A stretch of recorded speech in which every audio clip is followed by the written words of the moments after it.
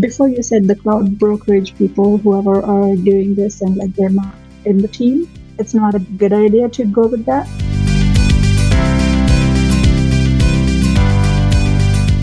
Not necessarily. No, I cannot say whether it's a good idea or not, right? Depends on the situation.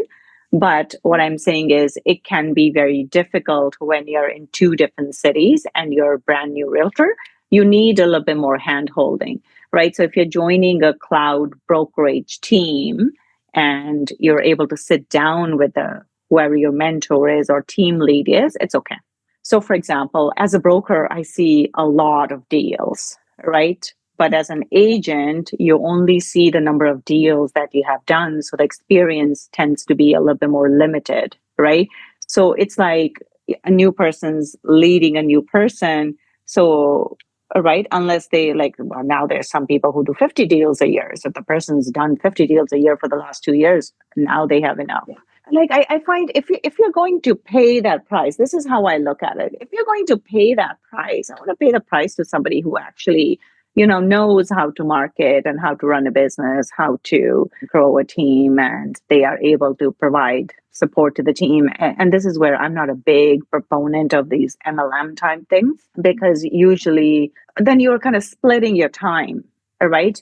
Yeah. So most the successful agents, they're doing like 50, 100 deals, they don't have time to be recruiting people, all right? Okay. Or they will be a team lead where all they're doing is recruiting people, right? So they have other people doing other things in the team and all they're doing is recruiting. But when you're a new agent trying to set up your business, you can do both, right? So that's why I am not necessarily an active agent. I only do friends and family deals, right? Or our own deals because I don't have time anymore. So it depends. So when somebody has split focus and then you are going into that environment where the pressure is on you to recruit as well.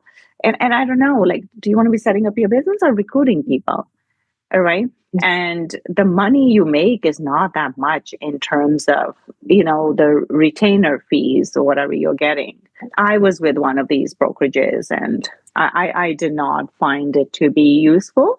But again, depends on the person you're working with and stuff like that. I would suggest not just talk to one person and join them. I would go talk to multiple brokerages and see what they have to offer and see who you work well with. But then again, if a brokerage has 300 agents, the broker doesn't have time for you, right? Unless they have new agent training. So there's good and bad with all kinds of brokerages. So that's why I would look at more than one. Just because somebody is recruiting, you're trying to recruit you doesn't mean that's the best place for you. So I would interview few of them and then make that decision.